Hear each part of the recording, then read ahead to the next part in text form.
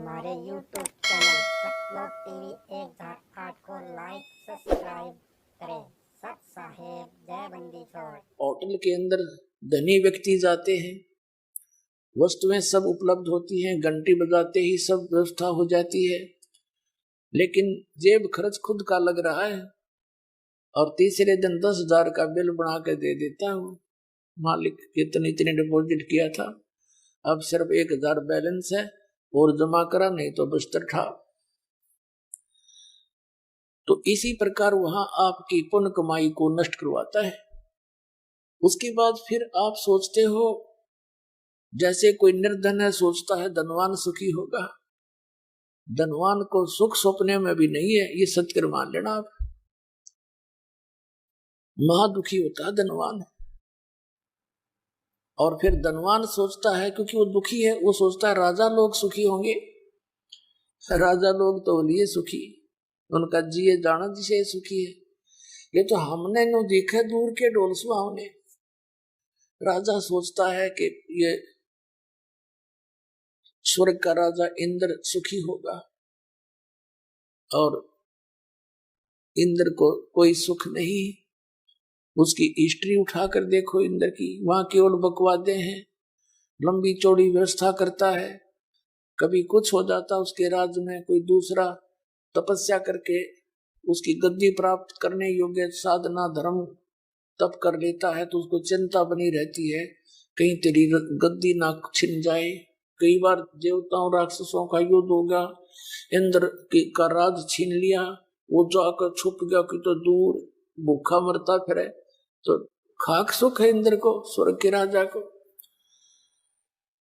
तो पुण्यात्माओं, हम उस सुख की खोज में लगे हुए हैं असंख्य युगों के, और फिर कुत्ते गधे बना के छोड़ दिया, खाओ धक्के।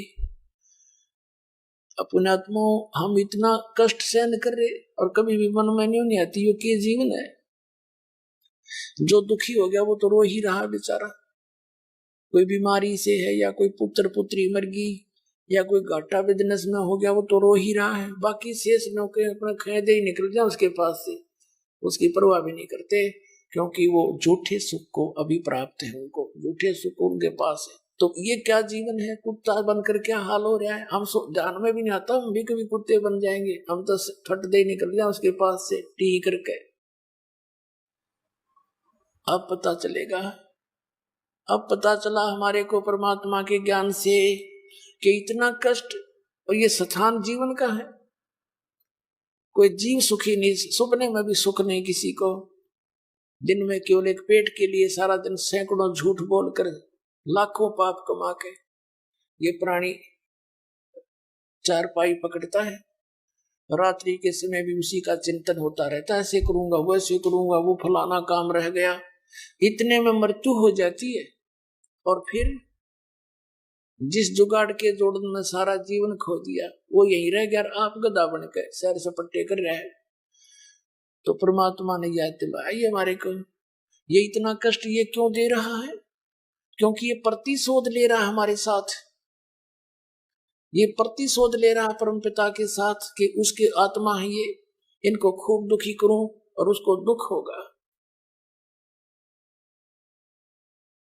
अपने आत्माओं, वो परमात्मा इतना दयालु है, हमने ऐसा जुल्म किया और फिर भी हमारे पीछे घूम रहा है। जब ये प्राणी महा दुखी होने लगे, हाहाकार मच गई, तब दया आई उस परमात्मा ने और कहा, उसने क्या किया कि अपने पुत्र जोगजीत का रूप बनाया और फिर वहां प्रकट हो गए जहां तपस्या के ऊपर 1,00,000 मानव शरीरधारी प्राणियों के सूक्ष्म शरीर को वो भूनता है वहां पर तपस्या। और वहां ऐसे चटक मटक प्राणी करते हैं जैसे खील भूनता है बड़बूजा, ऐसे उछलते हैं। लेकिन सूक्ष्म शरीर में जीव मरता नहीं, लेकिन कष्ट असहनीय होता है, चिल्लाते हैं, बुरी तरह हाहाकार मचती है। और उस गंध को निकाल कर जो सारे जीवन में इस प्राणी ने आहार किया, वासनाएं की, उसका सूक्ष्म अंश सूक्ष्म शरीर में लिप्त हो जाता है और तपस्या के ऊपर इतना गर्म करके ही उससे वो छुड़वाया जाता है।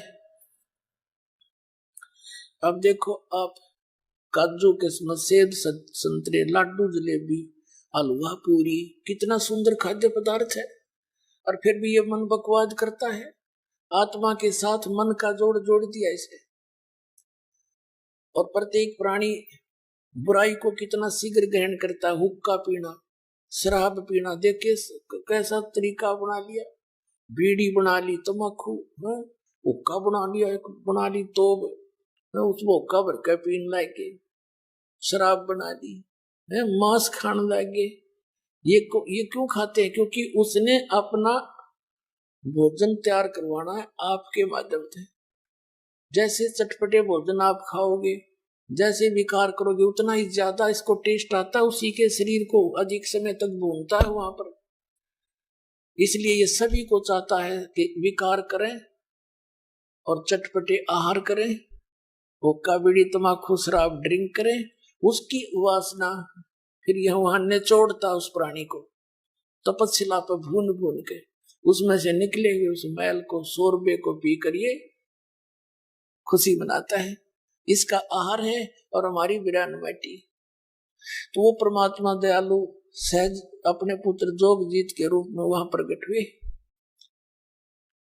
जब ये वहां प्रकट हुए परमात्मा, सभी प्राणियों की जो जलन थी, जिससे वो पीड़ा हो रही थी अग्नि से, वो बहुत बड़ा एक पत्थर की टुकड़ी है, बहुत बड़ी, और उसके ऊपर 1,00,000 मानव शरीरधारी प्राणी भून रहे थे। परमात्मा उसके निकट जाकर खड़े हो गए। परमेश्वर की शक्ति के सामने वो सभी जो जलन हो रही थी, वो उन प्राणियों को जलन नहीं रही। अग्नि की टुकड़ी, वो टुकड़ी जो की तो सुलग रही है, लेकिन उसकी आंच उन प्राणियों को लगना बंद होगी। तो वे एकदम बैठे हुए कि हमें ऐसी शांति कैसे प्राप्त होगी। एकदम पहले तो तड़प रहे थे, हाहाकार मची थी, फिर सामने देखा कि चांद सा मुखड़ा, सत्पुरुष खड़े हैं परमात्मा। अब परमात्मा को सोम संज्ञा से भी पुकारा वेदों में। सोम माने शीतल चंद्रमा, प्रकाश रूप और सुंदर शरीर। सामने देखा और कहा, हे भगवान। उन्होंने सोचा परमात्मा आगे ही, हे भगवान, हम यहाँ कौन से पाप का दंड भोग रहे हैं? क्योंकि वहां पर उन 1,00,000 प्राणियों में कोई गुरु भी होता है, कोई आचार्य भी होता है, मंडलेश्वर भी होते हैं, और आम उनके शिष्य भी होते हैं, आम प्राणी भी होते हैं। तो वहां उनको पता लग जाता कि ये क्या सांग हो रहा है। वो विद्वान पुरुष, उनको जिन्होंने शास्त्र पढ़े हुए थे कि इंसान अपने कर्म का भोग भोगता है, ऊपर भी भोगता है, नीचे भी भोगता है। तो उन्होंने कहा कि हे परमात्मा, हम यहाँ कौन से पाप का दंड भोग रहे हैं? तो परमेश्वर ने, जो अपने पुत्र जोगजीत के रूप में खड़ा था, कहा कि ये जो दंड तुम्हें मिल रहा है, ये इस यहाँ का नहीं है। ये पाप तुमने सतलोक में किया था बच्चों। सारी सृष्टि रचना सुनाई परमात्मा ने कि तुम वहां रहा करते थे मेरे पास, वहां कोई दुख नहीं था, तुम इस काल के लोक में फंस गए हो। और भाई बच्चा, तुमने बड़ी भारी भूल करी थी। अब मैं तुम्हें याद दिलाने आया हूं, अब भी तुम मान लोगे मेरी बात। सबके सबको सतलोक ले जा सकता हूं, परंतु तुम अपनी इच्छा से फंस गए। यहां पर इच्छा रूपी खेलन आया, ताते सुख सागर नहीं पाया। अब इतनी बातें हो ही रही थी और वो कह रहे थे सभी प्राणी, है भगवान, हमें क्षमा कर दो, हमसे भारी भूल बड़ी है, हम महापराधी हैं, हमारे लिए ये दुख भी कम है दाता, अब हमें ले चलो सतलोक में। परमात्मा ने कहा, ऐसे नहीं ले जा सकता। जब तुम जाए धरो जग नर देहा, तब तुम करना मेरे सत शब्द स्नेहा। जब तुम्हें कभी मनुष्य शरीर प्राप्त हो और मेरा कोई संत भक्त इस सतनाम का तुम्हें ज्ञान करावे, उस नाम को, सतनाम को प्राप्त कर लेना। उसकी भक्ति की शक्ति से तुम यहाँ आ सकते हो। अब तुम्हारी बैटरी डिस्चार्ज हो चुकी है। जिन पुण्यों से युक्त तुम सतलोक से आए थे, अब वो पुण्य तुम्हारे रहे नहीं। इस सतनाम के मंत्र से, जो 2 अक्षर का है, इसमें एक ओम मंत्र है, इसके जाप से तुम बहुत शीघ्र उसी तरह बैटरी सी चार्ज हो जाएगी, तुम्हारी सतलोक आने जोगे हो जाओगे और उस नाम को लेकर तुम आ सकते हो। अब मैं तुम्हें नहीं ले जा सकता। तो सभी कहते हैं भगवान इनका मनुष्य जीवन प्राप्त हो गया और आपका कोई सतनाम बताने वाला संत हमें मिल गया, तो हम सभी नाम ले लेंगे दाता। परमात्मा ने कहा कि तुम भगवान को निराकार बताते थे, वो आचार्य वहीं पर भून रहे थे, गुरु नकली। उन्होंने कहा भगवान हम क्या करें, हमें तो ऐसा ही बताया गया था कि तुम इस ज्योत निरंजन ब्रह्म को निराकार बताते हो। कहा जी कि देखो वो आ गया। इतने में वो ज्योत निरंजन आया वहां पर अपनी रसोई में आहार करने के लिए। उसने समय फिक्स कर रखा है कि इतनी देर में ये भुनकर और सभी वहां से जा चुके होंगे ऑटोमेटिक। लेकिन परमात्मा ने उसका ऑटोमेटिक सिस्टम फेल कर दिया और वहां स्वयं भी खड़े हैं और वो भी आ रहा कि देखो वो आने लग रहा तुम्हारा काल भगवान, जिसको तुम ब्रह्म कहते हो, ब्रह्मा विष्णु महेश का पिता, वो आ रहा सामने। इसने प्रतिज्ञा की है कि मैं कभी किसी के सामने अपने यथार्थ रूप में नहीं आऊंगा। गीता जी अध्याय नंबर 7 के श्लोक नंबर 24 और 25 में ये अर्जुन से कह रहा है कि मूर्ख जन समुदाय मुझ व्यक्त को व्यक्तिम आपनम मन्नते, मैं अपनी योग माया से छुपा रहता हूँ, कभी किसी के समक्ष नहीं आता। ये मूर्ख जन समुदाय मुझे कृष्ण मान रहा होगा, आई एम नॉट कृष्ण। तो ये प्रतिज्ञा की है इसने और दुर्गा को यहाँ का इंचार्ज बना दिया है कि तू संभाल, मेरे हुक्म से सब काम करती रहे, मेरा पता मत बताना किसी को, नहीं तो तेरी खैर नहीं। अब दुर्गा इससे डर कर सच्चाई कभी किसी को नहीं बताती। इसने अपने पुत्रों को भी सच्चाई नहीं बताई। उसने भी कहा कि तुम्हारा पिता तो निराकार है। अब परमेश्वर ने कहा कि तुम तो जाओ बच्चाई में, अब मेरी रिस्की होगी 2 बात। अब ज्योत निरंजन काल ने देखा कि ये जोगजीत यहाँ फिर कैसे आ गया तेरे लोक में, वहां से तो इसने मुझे निकाला था। ये देखकर एकदम क्रोधित हो गया कि तू यहाँ किस लिए आ गया जोगजीत मेरे लोक में, ये मेरा स्थान है, तू कैसे आ गया। उसने फिर ध्यान आ गया काल ने कि कहीं कोई संदेशा लेकर तो नहीं आया परम पिता का, पिताजी का।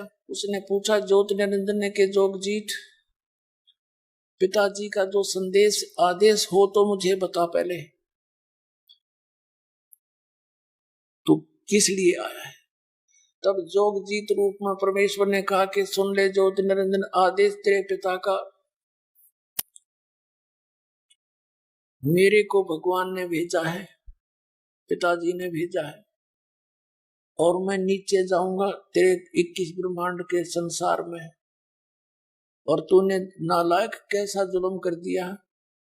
इनका ये स्वरूप था, कोई गधा बना रखा, कोई कुत्ता, कोई सुअर, ऐसा जुल्म कर दिया। किसी का हाथ कट गया, किसी की टांग कट गई, कोई अंधा हुआ पड़ा है, किसी को कैंसर हो रही है, कोई किसी बात से पीड़ित है, हाहाकार मचा रखा तने। ऐसा जुल्म किया करते हैं, तेरे साथ आ भी गए थे तो ऐसा अन्याय करते हैं, ऐसा अत्याचार कर दिया तूने। मेरे को आदेश हुआ कि नीचे जाऊंगा और सबको बताऊंगा कि यू भगवान नहीं है ब्रह्म, तुम जिसको भगवान कहते हो, परमात्मा और है, उसका तूने नामो निशान मिटा दिया, अपने आप को तूने परमात्मा सिद्ध कर दिया, तुमसे ऊपर कोई और भगवान ही नहीं है। इस तरह का जोगजीत ने हमारी डांट, जोगजीत रूप में परमात्मा ने। अब काल ने सोचा ये तो मेरा नाश करेगा, मेरी खेती उजाड़ेगा। एकदम वो बोला खड़ा रह, पहले मैं तुझे देखता हूं। एकदम इतना भयंकर रूप धारण करके जोगजीत तेरी अभी टीट भी दाबूंगा, मारूंगा तुझे मैं।